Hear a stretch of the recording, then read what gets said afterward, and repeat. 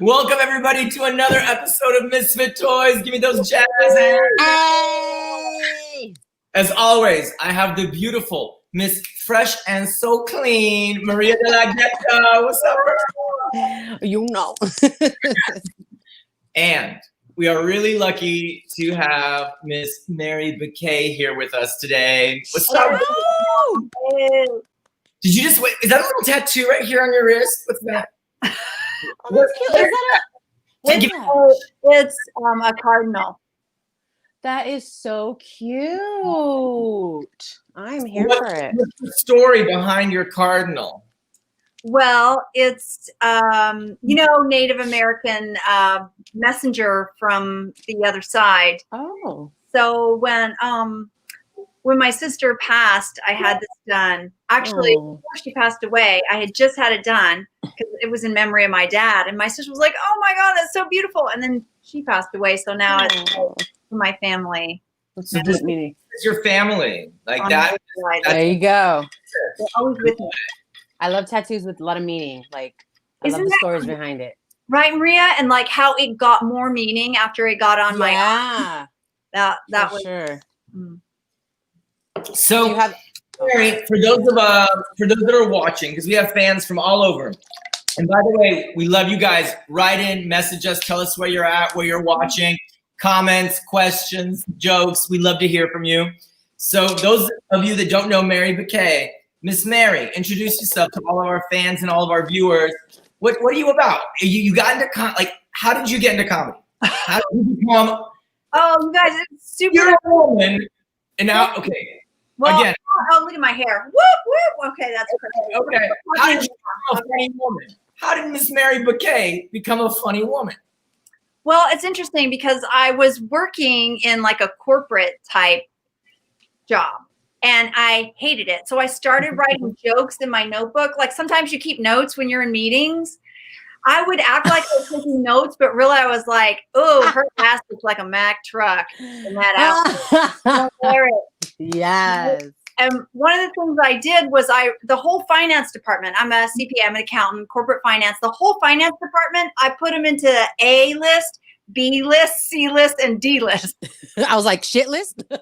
No, like my joke was I'm the D list of the finance department. I suck. So then one day there was an offsite and I left my book by accident. Yes. And they found it. Now, where I worked, I don't want to mention any names, but Sony Pictures.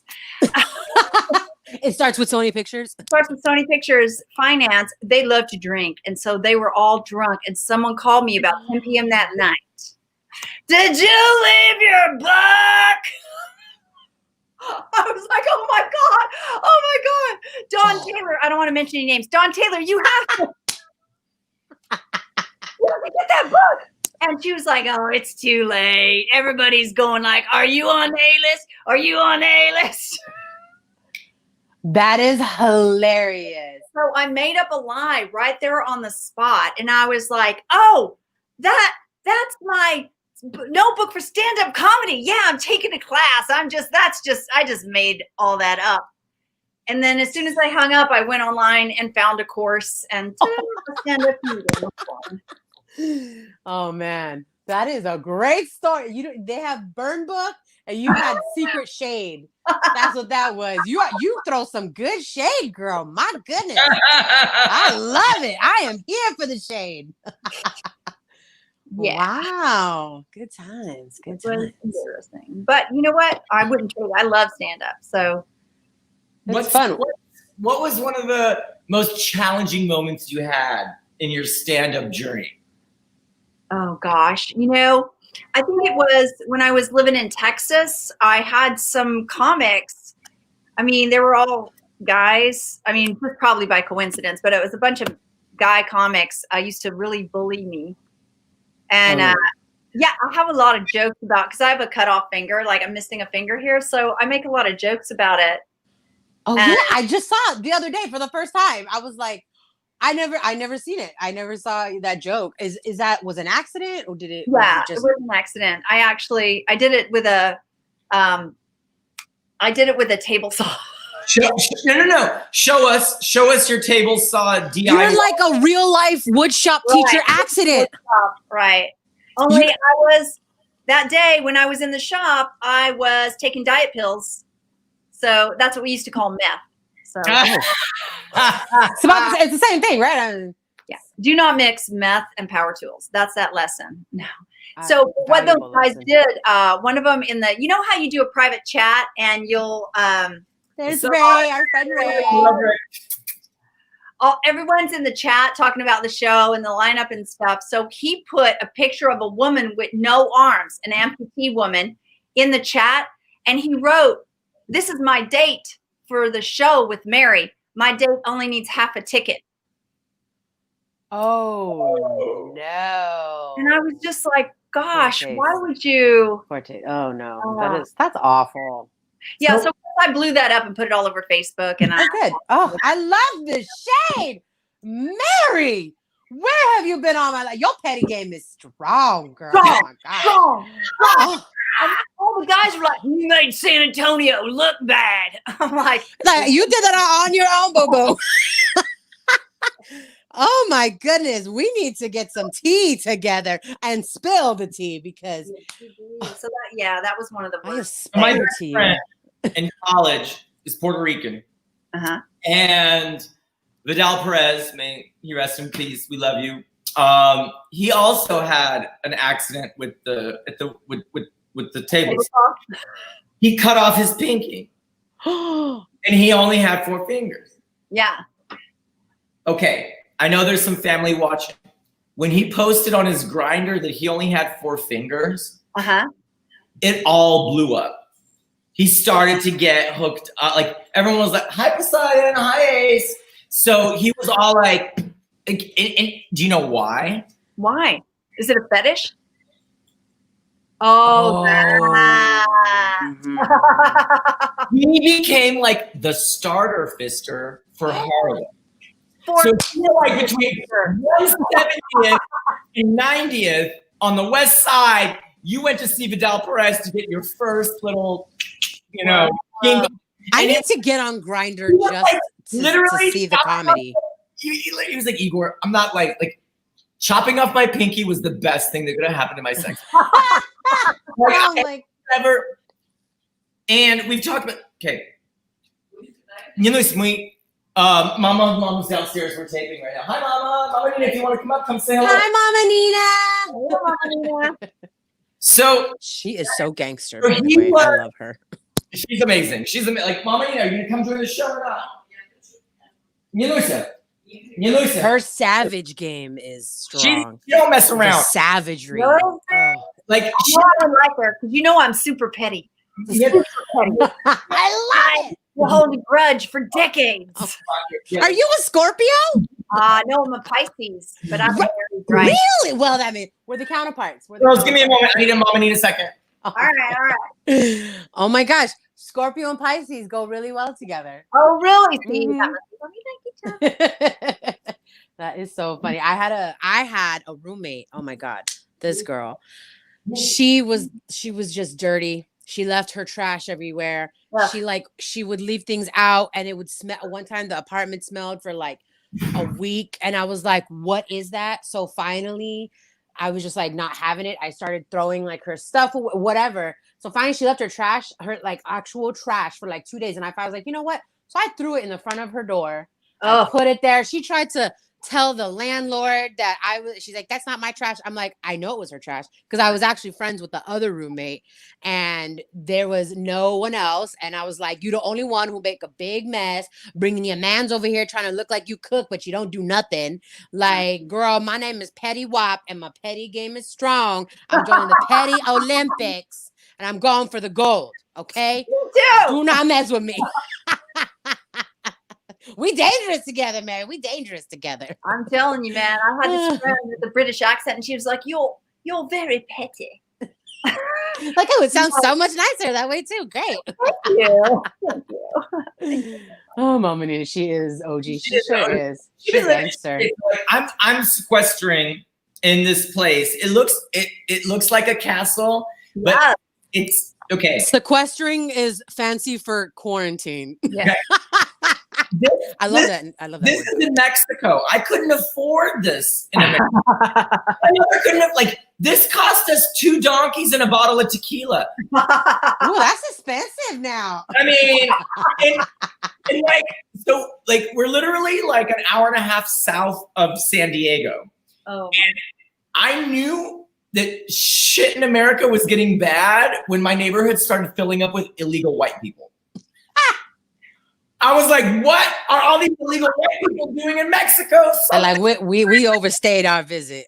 I was like, oh no. And then I get on the news and I was like, oh no. And I was like, that's when I knew it was bad. I was like, oh, there's illegal white people coming and trying to get away into Mexico. Now we know it's getting real. So, speaking of mamas and being the OG, Mary, what motherly lesson do you still use in your day-to-day? What motherly truth resonates with you that you would like to share with us? Actually, in all seriousness, my mom always told me that I could be whatever I wanted to be in life, whatever. Aww. She used to tell me, you could be president. And I really believe that to the core of my being. I could do whatever I wanted to. I don't want to be president. But I really sky's always the limit with me. Nothing's impossible, you know? So have you become what you wanted to be? Yeah, actually I have. That's amazing. Give us the story. When did you decide I want to be this? And now tell us. Well, when I had that moment, cause I always I grew up poor, you guys. So I was always like Scarlett O'Hara, you know, I'll never be poor again. And I did I'm going to go to college. I'm going to get a good job. You know, I got an MBA. I'm like, corporate. And then, you know, I had kind of reached my goal. I was at Sony Pictures. I was in corporate finance. And I was like, yeah, this sucks. It's boring as AF, you know? Yep. And so that's when I started with stand-up comedy. So, and, you know, ever since then, that was about 12 years ago, I've gradually more and more stand-up, less and less corporate. That's awesome. So I have to say, yeah, I feel like I have done what I wanted to do in my life. And every day, it's always better. It's always fun. I'm all about waiting for the government to just burn down. Yeah. Happen, girl. I mean, right, girl. I'm trying to build that, but I'm trying to make my first $1 million so I can build my bunker. You know what I'm saying? Yeah. People think it's crazy. I'm like, okay, well, when the apocalypse hits and that electromagnetic thing happens and everything shuts down, you don't call me. Okay. Mm-hmm. The apocalypse is coming. Oh yeah, for sure, absolutely. It's now. It's happening. It's all just a downward. No. I built this bunker 10 years ago for the apocalypse. I just wasn't expecting to be using it so soon. So soon, right? Mm-hmm. And with my mom, I'm like, Mom. Like, Mom. I feel like I'm like a teenage kid. I'm like, Mom, I'm doing a podcast. Oh my God, that's so real. I'm same. And she's like, I want my hamburger. And I'm like, but Mom, I'm doing a pot. Oh, that's the difference between Filipino mom and Russian mom, because your mom's like, make me food. My mom is like, you're hungry? Did you eat dinner? What? You did not eat. You did not eat yet, anako. You eat now. It's already. I'm not even kidding. This was last night, 9 p.m. She's like, you did not make your dinner. What do you want to eat? Can you eat now? I'm like, so I can't be that mad being quarantined with them. You know what I'm saying? My parents, they're not that bad, you know? So it is. She usually does cook, but I'm the burger guy. But I'm like, Mom, after the podcast. So we always talk about on the show, our biggest challenges and biggest failures have actually turned out to be our biggest blessings. So looking back, where have you seen it wow, that at the moment, I thought it was awful, but it actually turned out to be one of the greatest gifts that I could have received from the universe? What would be one of those for you, Marian? I mean, well, definitely, you know, when I was mocked by everybody at Sony Pictures thought I was the most ridiculous excuse for an executive, right? and I felt like a complete failure. But now it's, to me, one of my greatest blessings that made me start stand up, Yeah. Like that's great. At the moment you were like, I want to die, but now it actually catapulted you into a whole new. You're too good of a person and just too good for corporate. Like that's, you have a soul, I feel like. Maybe I'm too creative, right? Because I just can't march along with the drummer. Yeah, for sure. I was in a high-end skincare for like 7 years in LA, and granted, like that's how I afford my Beyonce skin, my Beyonce skincare, you know what I'm saying, that routine. But it was just awful, like having to, you literally had to suppress who you are, like most of the time, or it's really hard to just be yourself when you're creative and you're just, you march to the beat of your own drum. Like there's not a lot of room for that in any kind of corporate space, There really isn't. And sometimes you'll meet awesome people. I have some people who work at the same place I do. Actually, I know other stand-ups who work at my same employer, which is hilarious. It's a consulting firm. And so we're like, yes, this company name, I'm not going to say it, pays for my stand-up career. Yeah, for sure. No, it's hard. It is a luxury to have your inspiration and creativity also feed you and feed your soul. Yes, absolutely. You have both, where it can actually put a roof over your head, feed you physically, and feed you spiritually. Yeah, that's a luxury that a lot of people don't have. I don't even have that. My mom feeds me. That's literally. I am that Asian daughter. I'm a bad Asian daughter. That's my Netflix special coming out next year. Bad Asian daughter. Aquafina, right? Yeah. Does she have something like that? Oh, did I? I'm like, because that's 100% real. You know what I mean? Yeah. I'm tatted. I'm single. No kids. Just, I swear, and I'm fat. All the things. Oh, bad Asian daughter. Did you? I bet your mom's really proud of like how creative you are. Though, come on, please. Oh, my mom's Filipino. She's from old country. It's a whole different ball game, girl. Yeah, it's like, see, the way immigrant parents or like, the traditional parents work, it's like if you're successful, like monetarily, anytime you do good, it's that's the standard. I'm not going to congratulate you for doing what you're supposed to be doing. Right. If you do bad, it's like you're worthless. You're trash. Like there's no like, oh, good job, honey. Like, no. No. Literally this, Iggy. We're having coffee. I've been really depressed this morning. I'm not going to lie. Like I literally been like, it was hard for me to just get up, and we're having coffee with my mom. She's like, oh, do you want support? Then get wheelchair. The savagery from immigrant parents is so like, real. I'm so emotional. Oh my God, people in the world, injustice, nothing. When you were rolling joints in college, I was rolling my own tampons. Oh. When you have to roll your own tampon, come talk to me about emotional support. Until then, fuck up. Like she just is like. That's 100. Real. 100. What are you complaining about? Literally, she was like, I had to sleep with the pharmacist in Russia, in the Soviet Union back in the day, so that he would keep a stash of cotton to the side and give it to her so that she could roll her own tampons. The cotton, not the tampons, just the cotton. When you fuck a pharmacist for cotton to roll your own tampons, then come to me with your problems. Until that happens, shut the fuck up. Like she's just, and so when she sees these like when we moved to America, she was just like, they're all pussies. They're all sissies. They just cry, complain, cry. They wouldn't last 6 hours in the Soviet Union. That's 6 hours. They'd be dead. Dead. Yeah, man. And it helps keep perspective, because I'm like, despite all of the craziness that is going on, we still got it pretty good. Imagine, yeah, absolutely. Imagine if this happened during dial-up. Yeah. Oh, God. Like, well, if I was a kid, I'd be fine. I'd be fine. I'd be playing outside. It's great. It's fine. Either way, see, I'm lucky.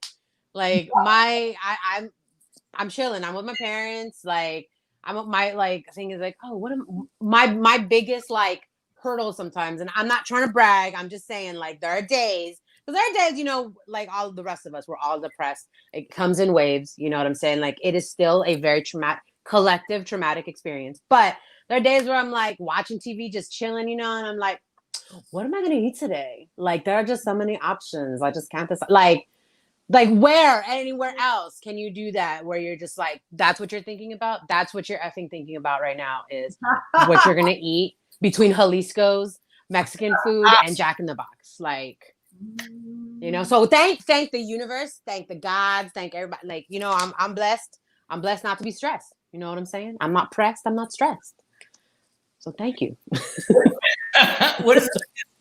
How are you handling this whole pandemic? What is the biggest stressor for you, Mary, in this situation? What has been the hardest thing for you? Because apparently Maria's fine. She happy as a clam. As a clam, till my mom comes out with her racism, and then good for her. She doing her comedy thing. She got her Cheetos to the side. She living. I really do. I just finished them. Otherwise, I would show you the bag. So, what about you, Mary? What's been challenging during this time for you? I mean, for me, it's keeping my mind out of a climate of fear. It's keeping me on the positive. It's keeping me on looking at the benefits. Not just for me, but like for the planet. Hey, we're slowing down pollution. Hey, yes. People are having to learn to have a conversation again. There's elements of it that suck, like thousands of restaurants going out of business, so many people out of work. But I have to really push myself to try and find the good aspect of that. So that's my mental exercise every day. I try and pick something good. Well, like, hey, I get to go for a run and there's no traffic. Not that's just so like, true. Oh, here I am at my house where I've been for the past 200 days. Has it been that long? Are we really? Been about, yeah. I stopped counting. Honestly, I feel like we could all use a quarantine, but without the pandemic every so often. Like, I think it would do all of us good as a whole. Like you said, the whole slowing down, I don't know about y'all, but I've had to reflect. You have no choice because you start thinking and you're just like, what's wrong with me? And then you just go into this deep, rabbit hole and then it's a whole thing. But honestly, I think the world really needs to slow down, period. We need a quarantine every now and again, minus the pandemic. And, it's interesting that it happens at this time in history, right? Where we're able to have this way to connect. Yeah. Where, what happened previously when people really were so isolated. That's so true. Because of this pandemic, I met Maria, I met you. I've been this is actually, I've made more real friends during this pandemic than I did in the real life. That makes so much sense because you don't have anything to show off. You don't have any material. You can't fake anything. You can to a degree, but really it's just you and that person. What are you going to show off your nice house that you are staying at by yourself or no one can come over? Your nice car that no one can see you drive? What are you really, So if I see one more gay guy post their pictures of their new Mercedes that they just bought, I'm going to throw up. First of all, Mercedes are trash. It's seriously, are you do you understand the times? People are burning, people are dying, and you got literally. What is wrong with you? What is wrong with you? I'm oh my God. Do you see that too, Mary, in your feed of people? It used to be on Insta and all that, ooh, I'm flexing. Look at how fabulous my life is. Now it's almost disrespectful to be oh, yeah. I'm on my yacht and I just bought my new Mercedes. Oh, I'm sorry that you're living in a 1-bedroom with 10 family members and it's crazy. Well, I don't see that on my feed. Different class of friends than you guys because I don't have that. My friends are all I'm unemployed. My life broke. Iggy over here balling with his baller ass friends, and we're right? Yeah, no, we're flexing if we can go out to a public space for 10 minutes. Chick-fil-A, but we dare not admit that we ate that shit. Yeah, I went to check the mail down the street today. Yay, exactly. All my Insta pictures are me in a mask with sunglasses. I'm walking again. Girl, I've been twerking for my comedy shows. Like, I think this is the most I've worked out in my life, doing all these twerking videos and TikTok challenges than any kind of like routine I've tried to do with like working out. I'm like, let me just get on TikTok real quick and twerk for the people so they can watch my comedy show. I love it. Twerking video. It was cute. I was like, oh, I didn't know she was that flexible. I was like, okay. Oh, I know. I'm pretty flexible for a big girl. You know, I'll be on my yoga game. Okay. Uh-huh. I'm stuck with my mom. Money can't buy you love, especially when you're skint. Skint? What's Okay. skint? Like skinty? I don't know. Someone's got to translate. Is it Theresa? I don't know what that meant, but I'm going to let you girls field that one. All right. Money can buy you love. It's true, you know? But I'd rather have, I don't know. I'd rather have love than money, I guess. Do you have love right now, Mary? Yeah. Oh, that's nice. See, that's why you said that. You're married, right? Uh-huh. Yeah. Aw. How long you been married? 28 years. Whoa. Yeah. That's like real married. Oh, you child bride. No, Wow. we don't marry long. I mean, we don't have any kids though, so you know we're pretty. Well, no wonder you look so good. Like, I'm sort of kidding. Oh, skint is poor. Oh, that must be a UK, somewhere in the UK or Thank something. you. No, because I was like, what? Thank you for translating to us Americans. Love, especially when you pour. Here's a song I like to live by. You know, money can't buy you happiness, like we agree, but it can buy me a boat. It can buy me a truck to pull it. It can buy me, you know, I'd rather be sad in a yacht than, you know, sad being broke. I'm just saying. That was a redneck ass country song that I just quoted, and I don't know why I love that song so much, but that's like a fun fact that I never share with people. Never. Honestly, like we got off track because we were talking about your husband of 28 years. Yeah. He's awesome. Talk about your husband really quick. Tell about your husband. Mm-hmm. He's really cool. Your husband. He is Special or whatever you call it. I don't know what you call it. my hub. No, he's awesome. You guys, he's a chef. So I'm like, woohoo! Oh yes, the perfect person to be quarantining with. Amy Schumer married a chef too. She was like, He copied me. I had my chef jokes way before she did. That's awesome. And is he working now or is it? No, do you think there's any restaurants open? No, he's not. He's doing like private Any of the fancy ones. or I don't know. Like I don't know. Roberto's is No, open. we're not young either. So he was like, well, I'm retired. I'm like, you're just unemployed. I was like, don't you dare. Not yet. Still gonna need you to support me for the next few years. No, his school where he was a teaching chef, Oh. and the school went out of business, declared bankruptcy. Fun fact. Also, he got his insurance through them, and they canceled like all of his health insurance. Was this school in Was there a location in Pasadena? Yeah, it was. It was the Cordon Bleu? No, it was. Oh. Oh shit! I'm blanking on it. Oh wow, that was the same. That was the one that went out of business too. Le Cordon Bleu. That my sister went to that school. Oh, it wasn't Cordon Bleu. It was a different one. But ours was in North Hollywood. Oh wow. I think they had a location there too. Yeah, Art Institute. Oh, Art Institute. Oh wow, I'm surprised that went. What they did was they had probably 100 campuses all around the U.S. and they split them up into the dog campuses, and then the good ones they put in a different company, and then they closed all the dogs down. Oh wow. And they were self-insured for medical, and so they quit paying people's medical claims. Oh man, that's been fun. That is rough, dude. Yeah. It was like, but we had to keep a good attitude. I mean, in a way, it's hilarious, right? Because my husband had just had like a big ass surgery, and then they went out of business, and we got a bill. I'm not kidding you. We got a bill for $280,000. Stop. We just laughed. We're like, you're like, that's cute that you would send that thinking we could pay. You're so cute. Good luck. Good luck. I thought I was a comedian, but you real funny. Dang, that's crazy. Yeah, when I lived And I lived in France, I've lived in Spain, I've lived in London, in the UK. And when I try to explain the American medical system to people, they look at me like I am crazy. They're just like, why aren't they don't believe me.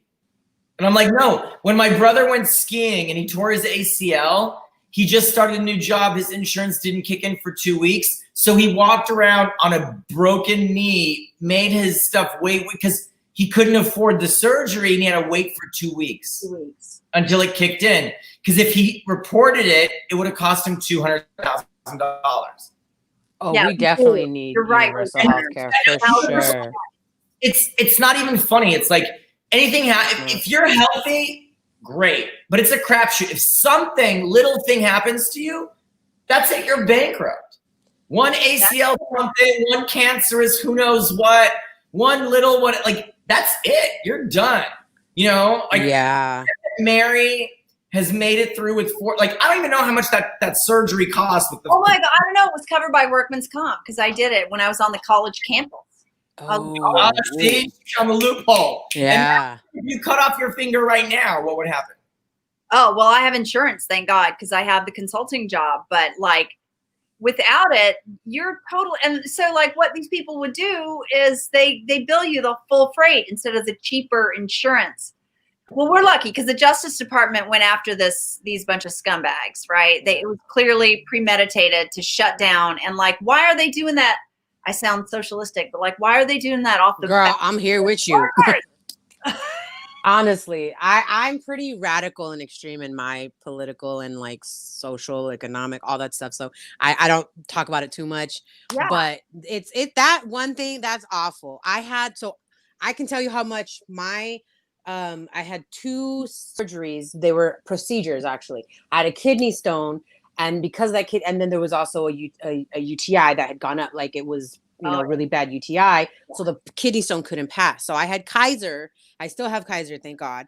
But that procedure, they had to put a stent in my kidney or in my ureter, I think it's called. Yeah. So they had to put a stent, and then 2 weeks later, I had to go back to get it out. So both those procedures each cost about, like, the whole procedure, just, I think one of them I saw the bill was $33,000.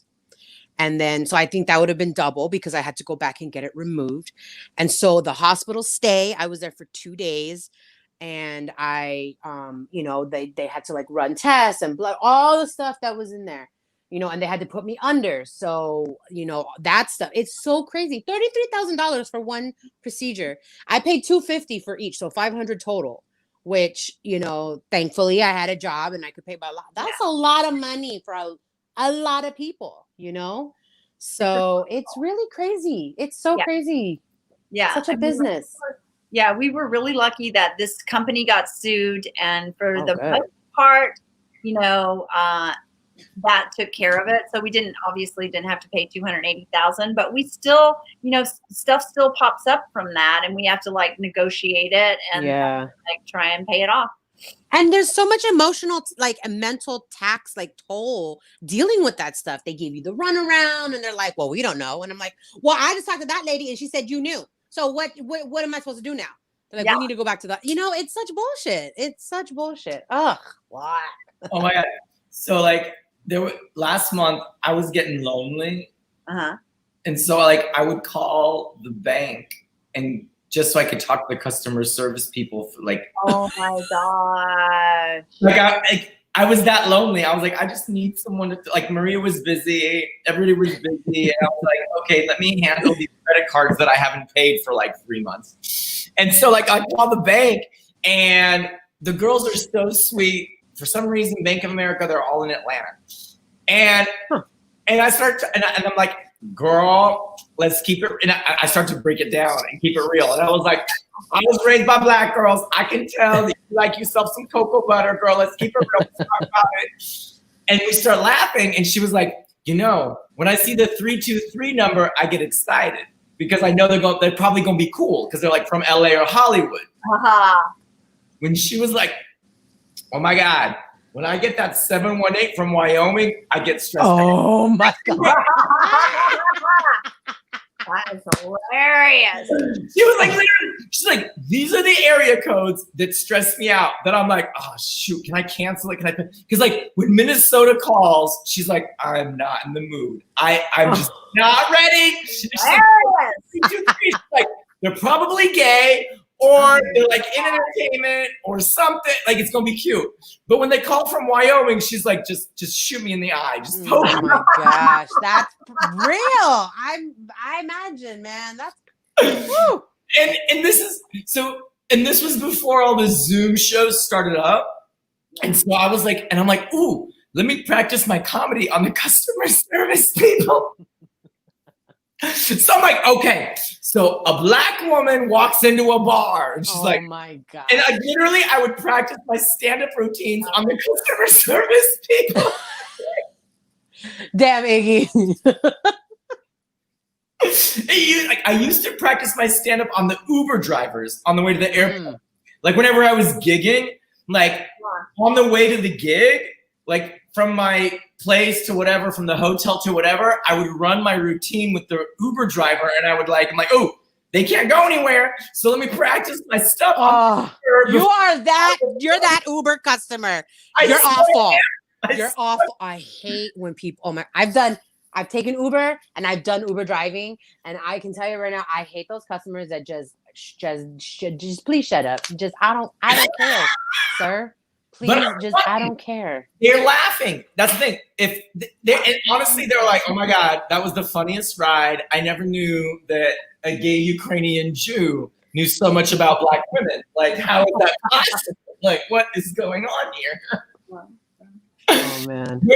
Where do you try out your material? Because comedy is this is what I think. Comedy is such this bizarre animal.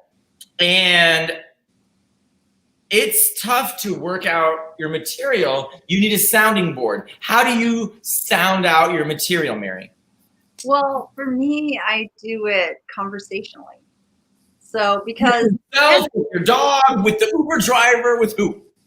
Yeah.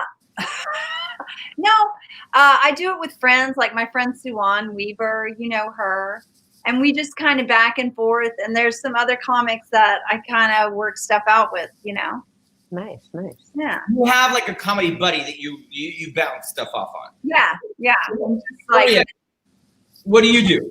I actually have my sisters. I always, anytime we talk, like people always ask me, oh, what made you get into comedy? To be honest, I've been doing stand-up comedy since I was a kid. I was always the class clown. I was always the one in the group that made jokes.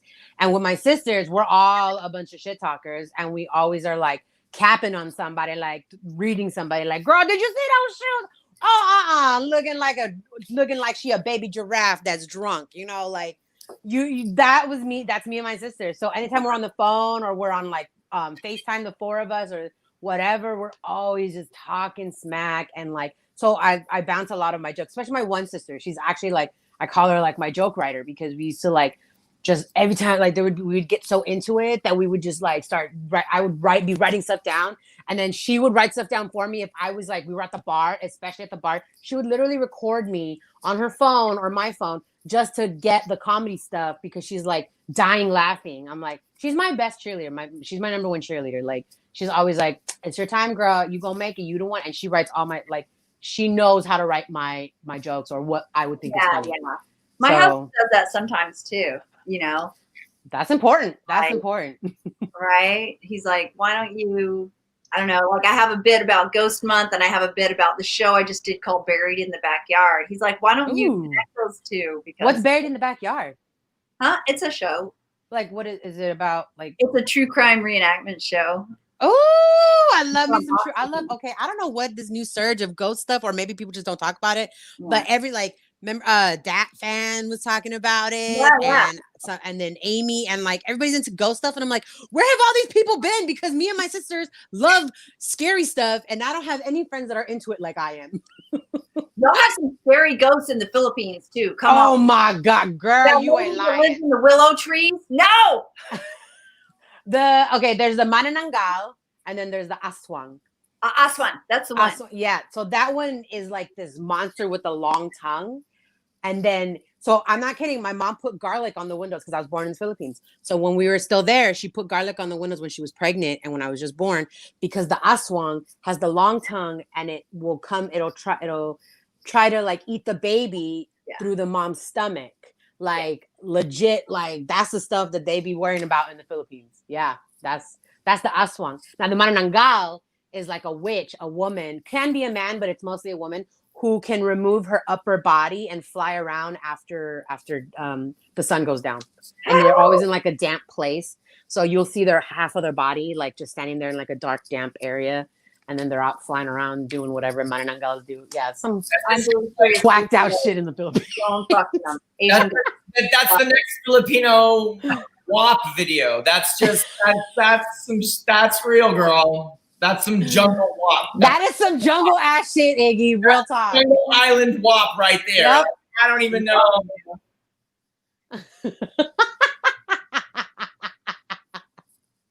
That's why you put the garlic. So I want to thank Maria for turning me on to Graham Norton. Oh yeah, I love it. I can't wait to be on his show when I'm that famous. Nonstop. And he's been like, it's literally, before I go to bed, it's either Graham Norton or RuPaul. One or the other. They've been doing me live. I love them. An episode with Will Smith and what's the little black funny one? Kevin Hart. Kevin Hart, yes. I'm not racist. He's just little and black and funny. I mean, he's a short black guy. He is what he is.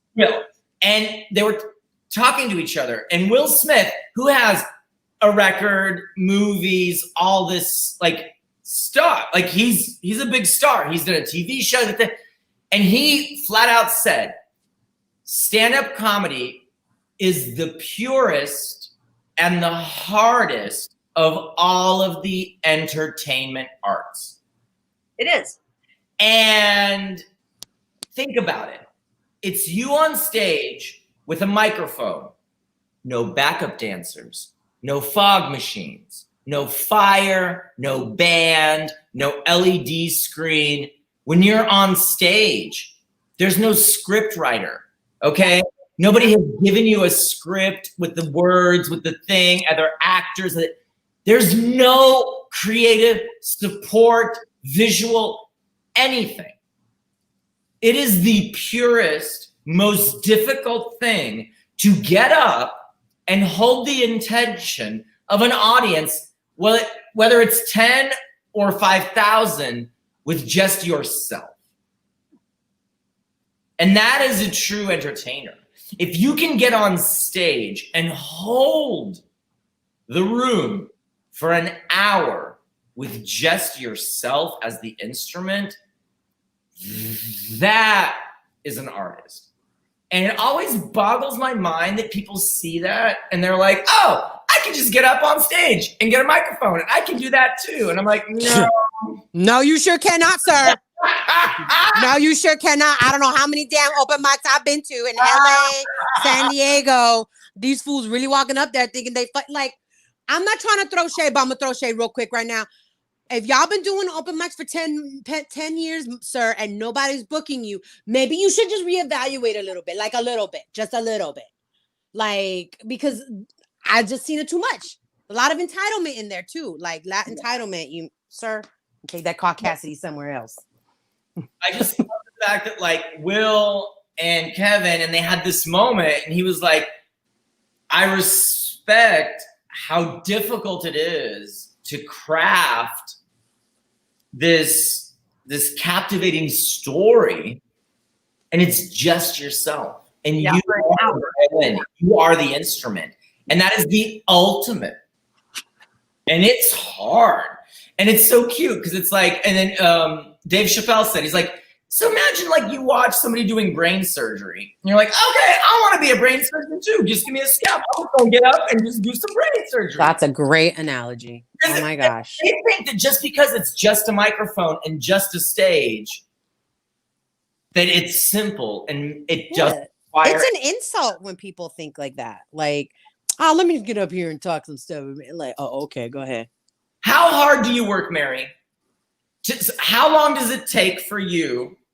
like in general, to get 5 minutes of stage, 7 laughs a minute. By the way, that's the working standard for those that are watching, 7 laughs a minute. How long does it take you to get a 5-minute bit working that's like, poof, amazing? How long does it take you to get there? How many writing sessions, this, that, the thing, like how long does it take for you? Well, I try to, I test stuff at mics and I make sure it gets laughs 5 for 5. So I'll try it 5 times before I try it in a show. 5 for 5, it has to hit every time. But I mean, there's some stuff that I'm still working on and tightening, like it never stops, you know, developing. You can develop like 5 new minutes. But 5 new minutes is going to end up as 2 good minutes, right? So you can write 5 new minutes and that's ready to go in maybe 2 or 3 weeks. But then you have to start testing it on stage with audiences and you have to find out where it goes in your act. So what's before it or after it in the emotional arc. So I don't know. It takes forever. Honestly, it takes me a long time to get stuff polished and to really, really love it. You know, months. That's real. That's real. I let like people know it's a minimum of 1 week a minute. For every minute you see on stage, there was 7 days at 40 hours a day, like a standard work week, 40 hours a week, every day, 8 hours. For most comedians, 1 minute takes about 1 week. Yeah. Every day, 9 to 5, if we were to break it down. But comedians aren't 9 to 5. They're more like noon to 4 in the morning or whatever they do. For real. But it's 40 hours of 1 week to get that minute. Do you think that's fair? Yeah, I do. Is that about right? Yeah, I mean, because you're not doing it just that 1 minute. It's like your 5 minutes and you're rehearsing and you're going over piece by piece. Yeah. You know, and then you're reviewing, okay, what hit, what didn't hit. You know, like, hell yeah, it's a full-time job to be, number one, in the industry, and number two, to be just a comedian alone. Like, just if you're just doing comedy, I am learning that it is a full-time job because I make jokes and I crack jokes about like, I'm twerking for the money, but I literally am. Like, I'm coming up with new ways to attract people's attention, you know, and I've learned that dance videos attract a lot of attention. Like, not just twerking, but like little fun videos. Like people want to have fun. So you have to make it fun and fresh and new in order for them to come see you, you know? So it's a full-time job, man, for sure. Even when like, I mean, I do miss like having weeks at the club and stuff like that. But, you know, when you have 7 shows in a week, what you would do, it's full time. Like from Wednesday night, you do your set. Then Thursday in the day, you listen to it, you write it down. You're like, oh, I put in extra words there. Oh, that didn't land. I'll try something else. Right. And then you rehearse and then you do your set that night and then repeat. So finally by Friday and Saturday night, you know, everything's cracking along and it's great. And then like the longer the sets you do, the more it takes like to review and write down a 30-minute set. That takes like 2.5 hours. Right. And then you need to rehearse it. And that's another 30 minutes. And so like, I miss that. I miss those intense weeks because you can move material along the curve faster, you know. Also, I think with this virtual Zoom world, this is the perfect time. No, it is a job. It is a job. It's hard work. Oh yeah, man. But what I love is like about this COVID thing, it's like now's the time to like, okay, workshop your stuff so when the pandemic stops, boom, you come out ready to go with this amazing, truthful, honest, sincere, genuine, hilarious material, you know? Question. Well, I actually wanted to ask Mary how you felt about, so this is my experience that I've noticed between the difference between the live shows and the Zoom shows.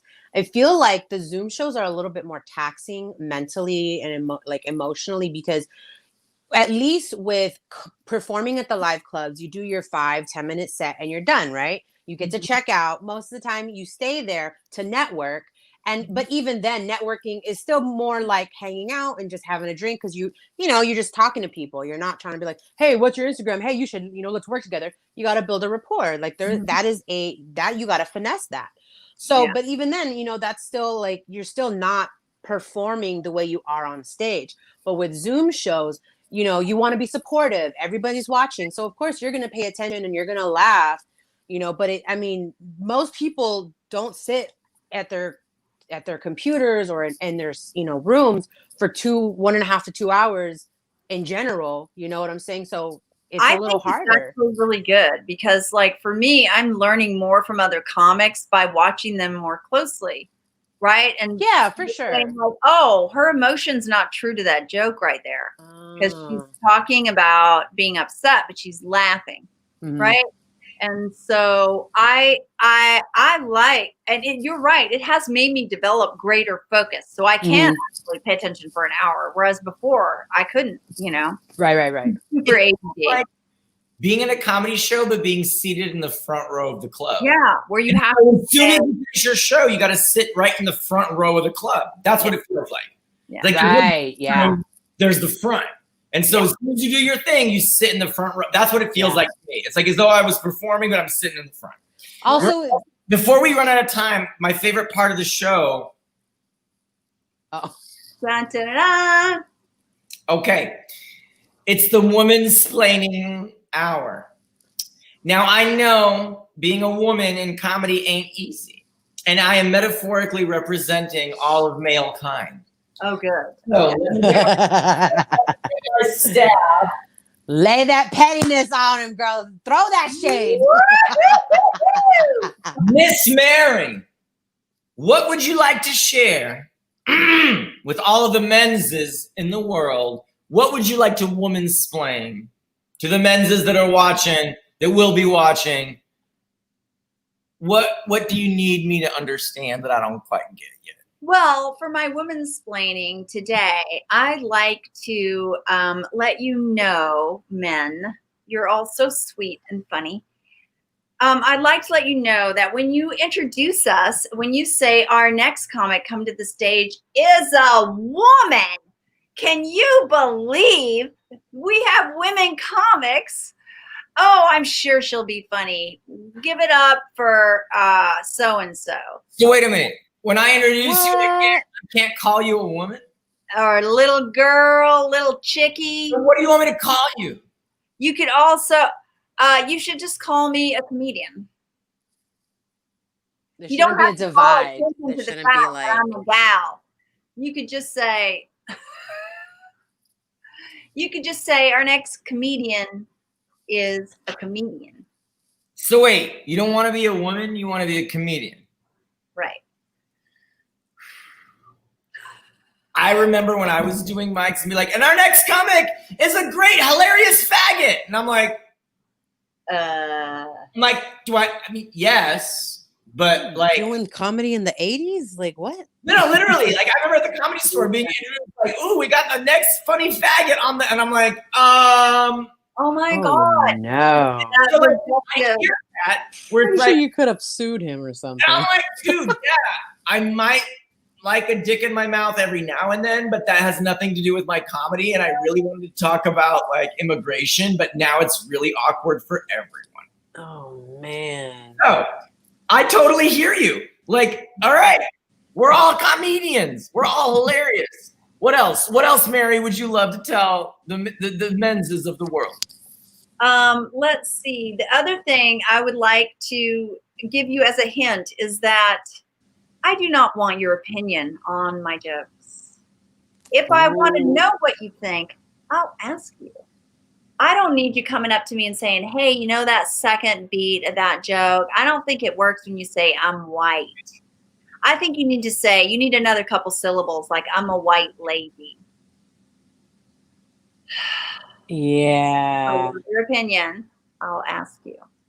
Maria, that seems to have struck a nerve.